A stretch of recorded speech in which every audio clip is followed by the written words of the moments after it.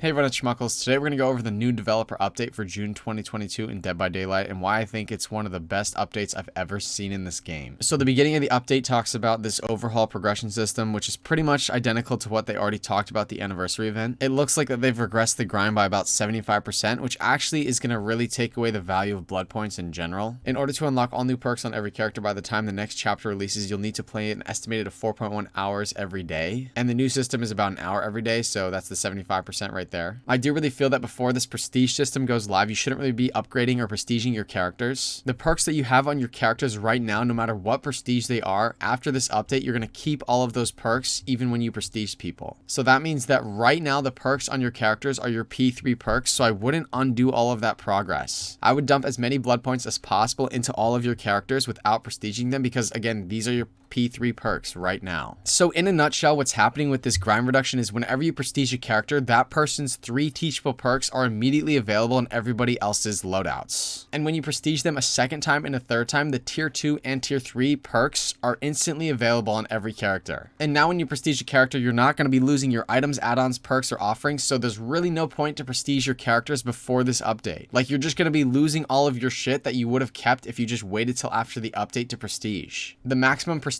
for every character is going to be 100 now. I really like this prestige rework because now I feel like I can put blood points into characters that are level 50 that aren't P3. So now I can get all the perk builds that I want on every killer and survivor. I really feel that this is more important for killers more than survivors because depending on the perk build you go into the game with this killer, you're going to have a drastically different experience in the game. I feel like I can go into a game as survivor with no perks and do just fine. But if I go into a game as killer with the wrong perk build, it's a totally different experience. So the freedom to be able to dump as many blood points into my killers as possible, which is leading to the best possible builds on each killer, I feel is a really good quality of life change for killers. With survivor, you can really just change to whichever survivor you have that has all the perks unlocked if you really want a specific perk build, but with killer, you can't do that. For the Shrine of Secrets, I don't know if they're changing the price for anything, but as soon as you purchase a perk, it's going to become tier 1 immediately available on all killers or survivors. And then if you buy it again, it's going to go up a tier on all killers or survivors. So that's a pretty cool rework. I feel like the Shrine of Secrets is now going to be relevant for every player in the player base again. And then they talked about this transition to the new system where pretty much players who have already grinded the game are going to get rewarded. It looks like you get a special prestige icon for the achievements to commemorate the perks and add-ons. I don't really care about that, to be honest. The main piece of information that I wanted to know is that if I have characters that are already P3, are their perks going to automatically become tier 3 on all of the other characters? I couldn't really find an answer to this question when looking through these notes. There's going to be new matchmaking incentives that vary from 25 to 100% depending on your MMR and the distribution of players from killers to survivors if it's not 1 to 4. It's pretty self-explanatory. The matchmaking incentives are only going to be available if crossplay is turned on. I mean, so far, these are all really good things for the game's health. They also just said here in the gameplay updates that they're going to be changing some of the perks, which we're going to go over later in the video. They changed generator speeds from 80 seconds to 90 seconds, which is totally insane. That's adding at least 50 seconds of generator progress throughout the game. I feel at lower MMRs, this is going to be a crazy buff for killers that survivors might not be able to handle. At low MMR, the game is actually kind of killer-sided when survivors are playing like immersed and scared and don't really do generators or the objective. But at high MMR, the game is very survivor-sided once the survivors sort of understand like what they need to do to get out and the killer's capabilities, what the killer can and can't do. Kicking a generator will now instantly remove 2.5% of the maximum progress. So that's taking about 2.25 seconds off of the maximum progress, which I don't think is super substantial, but okay. The developers also really nerfed survivors in chase. Killers can now break walls 10% faster. They kick generators 10% faster. These changes right here are really, really big to me. You're not going to be losing as much distance on survivors when in chase. They've also reduced the cooldown of successful base attacks by 10%, so you're pretty much playing with 2 stacks of Save the Best for Last. I wonder if that makes Save the Best for Last kind of insane. But who knows, maybe they're going to rework that perk after these changes. They've reduced the duration of the survivor's speed bonus upon being hit by 10%. So whenever a survivor's hit, they get a 6 meters per second sprint burst for 2 seconds, so that's 12 meters in 2 seconds. And now with this nerf, it's only going to be for 1.8 seconds. So that's actually 10.8 meters in 1.8 seconds. So if we're just analyzing how far a survivor goes 2 seconds after being hit by a killer, for 2 seconds, it used to be 6 meters per second, which is 12 meters in 2 seconds. But now that the sprint burst is only 1.8 seconds, the last 0.2 seconds, you're going to be going at 4 meters per second, right? So with the nerf, you're going to be going 10.8 meters in 1.8 seconds, and then 0.8 meters for the last 0.2 seconds. So you're actually going to be covering 11.6 meters versus 12 meters. So there's a 0.4 meters difference. Is this super significant? Not really, in my opinion. I feel like good survivors are going to be able to find those vaults and those pallets and kind of know their pathing that they have to take. I think taking away that slight amount of distance is not going to be too impactful. Like, I could be wrong, right? Because the successful basic attack is now decreased by 10%. So now there's like 0.3 seconds where the killer can actually start closing distance again. So these things kind of add up. I don't think it's going to be changing too much, but it definitely is a slight killer buff in chases. They totally reworked Bloodlust, which is kind of crazy. They didn't change tier 1 Bloodlust, but they changed how quickly you get tier 2 and 3. So do we think that this rewards tunneling more actually because you get Bloodlust a little bit sooner? Or do we think that this is more of a balanced change because if the killer's committing to a chase for 35 seconds and getting tier 3 Bloodlust without getting a hit, then the other survivors are all going to be on generators. I feel like a slight buff to Bloodlust is okay. Survivors can still totally counter this Bloodlust buff just by doing gens or by taking a protection hit for their teammate. There's been a pretty huge buff to the base kit of Killer, which I think is a step in the right direction. I've played a lot more Survivor than Killer, and personally I wouldn't mind the kill rates going up just to slightly improve the gameplay and the experience for killers. So I think that the buffs to base kit of Killer is a step in the right direction 100%.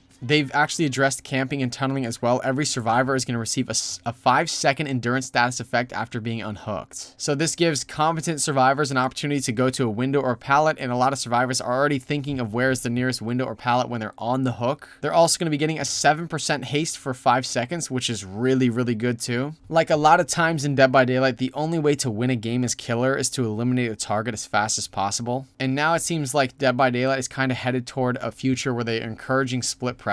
When I read this, I'm trying to decide in my head if this is better than just having everyone have a 5th perk and have borrow time automatically equipped. Like, are you essentially giving survivors 20 perks instead of 16 perks by making borrow time base kit? And again, this is not working exactly the same as BT, but it's pretty darn close. Without even having tested this, pretty much you're just going to always assume that the survivors are invincible off of the hook and not chase them as Killer. And they've went ahead and made it easier to chase every single survivor with some of these Killer chase buffs. So it seems like it's encouraging this different type of gameplay, and I'm not sure how that's going to affect the game. It's almost like the hooks versus kills thing that people have been talking about. Just based on this base kit BT buff here, killers are going to be kind of encouraged to split pressure and hook survivors fairly evenly throughout the match. But they've made it easier for killers to do that by buffing them in chase and making generators take longer to do. We'll have to wait and see. I think this is a huge nerf to killers in like the middle tier MMR. Just in general, I feel like killers get a lot less information than survivors do, just by having like the first person perspective, and sometimes survivors are on comms. So I feel like some killers in the middle tier MMR are not quite sure what they should be doing, and they're just trying to down the injured target as fast as possible. I think in an ideal world of Dead by Daylight, if you have thousands of hours in the game and you're very good at the game,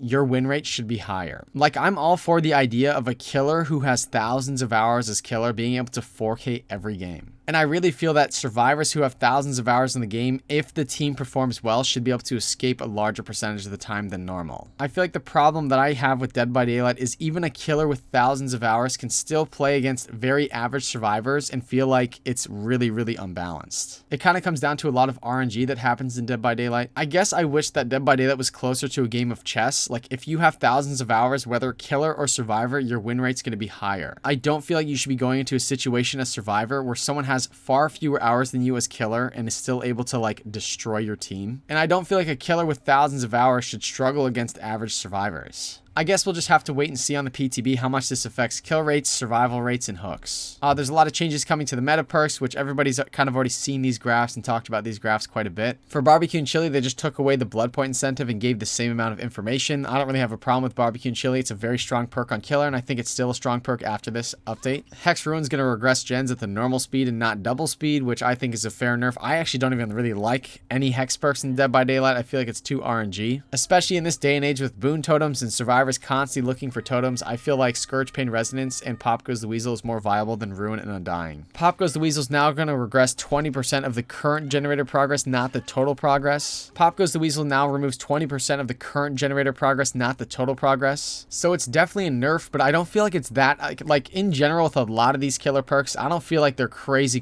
nerfs. I feel like a lot of the value of the killer meta perks are still there. I still think Pop Goes the Weasel is going to be an extremely valuable perk. For Corrupt Intervention, the changes that they've made is whenever a survivor enters the dying states, Corrupt Intervention is going to deactivate. You're still getting the exact same value from Corrupt Intervention that you got before. You're funneling survivors to one area of the map, and I don't feel like this nerf is going to hurt Corrupt Intervention as a perk too much. Like, as soon as you down that survivor, you're going to instantly hook them and then be completely available to protect that 3-gen strat that Corrupt Intervention gave you. So it definitely is a nerf, but I feel like on paper, a lot of these killer perks seem like nerfs, but they're very small. They're very small nerfs. I think Tinker took the biggest hit out of any of the killer perks on this list. Tinker can now only become active once per generator. That's kind of taking away an insane amount of information. So now you're only going to get Tinker a maximum of 7 times a game, and you're actually not going to be able to like really monitor gens the entire game. Just based on the nerfs to this perk, Tinker is now just going to be like an early game perk. It's not going to be too much help at the end of the game, especially when you get into situations in the end game when survivors are pressuring multiple generators. Like, playing as killer, you already don't have a lot of information, and Tinker used to be a good way to tell like when you should drop a chase and instantly go protect a gen. And the fact that it's not going to be able to be triggered on generators more than once, you're going to lose a lot more generators with Tinker. Like, Tinker is not going to be as viable. It's still a pretty strong perk. I just think that if you want perks that are going to be viable throughout the entire game, there might be some better options now. Noed also took a nerf. It looks like survivors are going to be able to see the auras of totems within certain ranges up to 24 meters after 30 seconds of Noed being active. As a survivor and a killer, I never really understood why survivors hate Noed. Usually Noed just makes boring games fun games, because if the survivors are way ahead in the game and the killer now has Noed, you now have to deal with that. And I found that kind of fun as a survivor, and I think I don't actually like using it as a killer. I feel like it's not strong enough. Based on this rework, Noed's going to be able to go down instantly, so this is almost like a completely useless perk now. I already thought, like, if you're running Noed, what perk are you not running? You're not running Jolts? Are you not running Tinker? Are you not running Barbecue and Chili? You're not running Corrupt Intervention? They're going to be able to find the totem really fast with this new buff, and it's going to make it, like, almost useless, I think. Like, you might be able to down, like, one person for free with Noed, and I just think that this nerf is just making this perk completely useless now. Anyway, so Noed got nerfed into the ground. I think like for the strongest killer builds in the game, it was not even in the conversation, but it didn't really affect me that much, and I feel like a lot of really strong killers just never run Noed, but if survivors are happy, survivors are happy. Scourge Pain Resonance now doesn't show you which generator is going to be regressed. You're going to see sparks, but you're not going to get a notification, and nobody's going to scream. So this is pretty much making Scourge Pain Resonance not Barbecue and Chili paired with free regression. For me, the entire package of Scourge Pain Resonance is what made it so strong. Like, the information that you got paired with the regression is incredibly valuable. I always considered it to be like a better version of Barbecue and Chili. Now, if you want the Barbecue and Chili information, you got to run 2 perks instead of 1. I think this paired with the Tinker nerfs are just going to make it that killers just need to be very aware of all 7 gens on the map and how much progress each one's at. Like, with this nerf to Scourge Pain Resonance and the nerf with Tinker, killers have lost a lot of that information. And maybe that's a good thing. Maybe that's going to reward killers that can actually monitor all 7 gens without the perk information. And maybe that's going to increase the skill gap amongst killers. So personally, I think that Tinker and Pain Resonance took like the biggest hits for killer nerfs. For Dead Hard, you now have the endurance status effect for 1 second. If I'm being honest, I feel like that's more broken than what it was before. Like, now survivors can just hit Dead Hard, vault to vault, and be completely invincible. There's less timing and strategy when to use Dead Hard, so it's going to be easier for like newer survivors and newer players to really take full advantage of Dead Hard. Like, pretty much the current situation now, a survivor can just hit Dead Hard and then vault to vault and be completely invincible with the endurance status effect. That is absolutely just giving survivors a free 3rd hit. That's almost like Medal of Man when it was broken before. This perk is going to be used more often after this change. Yeah, I really don't like the idea of being able to use Dead Hard to go across vaults for free. I feel like that's going to be abused, and that's going to be like, okay, every survivor has a free hit whenever they're near a vault. I feel like that's too much to give a survivor. Like, if they're getting the endurance status effect for 1 second and then you hit them, and are they going to get a sprint burst after that too? Like, that is completely unreasonable. Like, for example, if you're in Killer Shack with a survivor who has Dead Hard and they're not going to make the window, they just hit their Dead Hard, vault the window, you smack them through the Dead Hard, and then they get a sprint burst to another loop. It's almost like giving survivors a free God Palette or something like that. Like, if they get a sprint burst, Dead Hard's going to be able to break Bloodlust too. Yeah, I don't really like that change to Dead Hard, and I feel like this is kind of the weakest point of the entire update. But like I said, all in all, I feel like this is still one of the best updates. I just think that this one thing on Dead Hard is not is not my favorite. I feel like Decisive Strike is still incredibly strong with the way that it is right now, but since the killer's been buffed in Chase, I really feel that splitting pressure is going to be a lot easier. So even though that there's just kind of a smaller nerf to Decisive Strike, I feel like this is a fair perk. Just based on the way that they've buffed killers in Chase, I feel Decisive Strike is a slightly more fair perk now. Borrow Time is going to increase the endurance status effect for survivors off of hook. Remember, it's 5 seconds for free, and now it's going to be up to 6, 8, and 10 seconds, depending on the tier of Borrow Time. Remember, survivors are already going to be invincible for 5 seconds off of the hook, but with Borrow Time, it's going to be a total of 15 seconds. I think making Borrow Time base kit, I'm actually not really seeing any reason to run this perk anymore. I think there's going to be better options, and I don't know if Borrow Time's the top 3 perk. Like I said, it almost feels like it's a 5th perk that's given to Survivor's base kit. For Iron Will, the maximum grunts of pain sound reduction is 75%, so you're no longer going to be completely silent with just Iron Will alone. I'm not sure if you stack this with no Mither, if that's going to make it so you're completely silent. That would be an interesting experiment to do, but that would cost 2 perk slots and you'd be injured the entire game. And the fact that Iron Will is not going to be active when you're exhausted, it doesn't cause exhaustion, but after you've used your exhaust perk, it's not going to be active anymore. That's going to really nerf this perk into the ground. Yeah, Iron Will is no longer going to be meta because that is not enough value anymore. I think Spirit just became a top 5 killer again just with this nerf alone. I think this is a good thing because compared to this, the old version of Iron Will kind of looks really broken. Like, this is really going to weaken survivors after they've used their exhaust perk if they're running an exhaust perk with Iron Will. So it's encouraging you not to run those perks together, I guess. Self-care has been nerfed to a maximum of 35% heal speed when it used to be 50%. That's a really significant amount of time, and I think that's actually a pretty crazy nerf. Like, imagine if a lot of stuff is going on, the killer is pressuring gens, or a gen is regressing somewhere, or someone needs to save off of a hook. Like, that amount of time a survivor is just going to be self-caring and not contributing to the game at all is actually pretty significant now. So I feel like this is a pretty crazy nerf for self-care. I feel like survivors were nerfed a lot more than killers in this update. They've tweaked the way that Spine Chill works. I have it on the screen right now, but the main thing is they're removing the vault speed entirely, which I think that's pretty cool. I don't know if I ever considered Spine Chill to be like a top 5 kind of perk in DBD, but I think that nerfing the meta perks is just a step in the right direction for this game. And there's actually been a lot of non-meta perk changes as well. I'm not going to go through all of them, but I will scroll through them if you want to like pause the video and read them at all.